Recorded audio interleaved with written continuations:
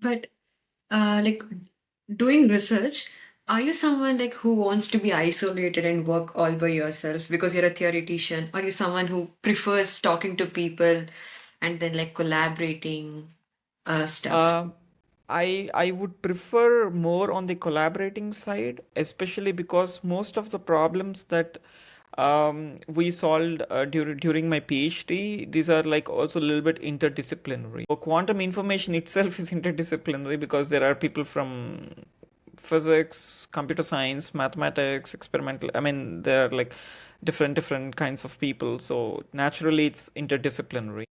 And also the work that I did is very much related to like graph theory or simulations or like some kind of hardware related stuff like microwave cavities and so on. So I'm not expert of all those things, so it always helped me to collaborate with some people. But like I make it extremely clear to myself what I am bringing to the table and what others should bring to the table and so on. So it's a very clear collaboration what everybody is bringing to the table.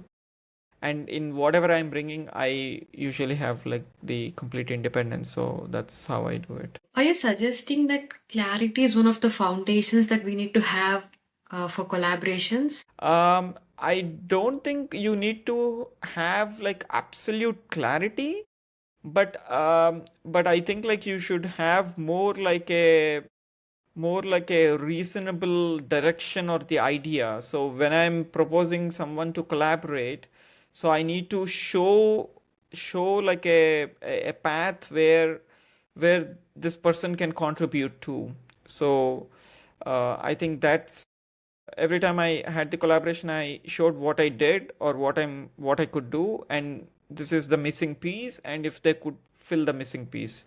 So I mean, it was not always like extremely clear what I'm asking for. Sometimes it's very vague. So we keep on discussing, meeting, and so on, and then at some point it gets more. What are the suggestions that you would give to young researchers like who are in their first or second years about these collaborations? Like how are we supposed to like hunt for the right people? I think it very much depends on the problem. So as I said, like for my problem, I realized that for quantum networks and so on, there is like a lot of graph theory things that are coming in. So then I understood that a lot of graph theory knowledge is like kind of useful. So then I look for people who are working in graph theory, also more or less in the quantum or applications to quantum thing. They're also on that boundary somewhere. And then like I talk to them and I ask a couple of questions in the graph theory, and then like we see that if there is some common interest, and that's how we go.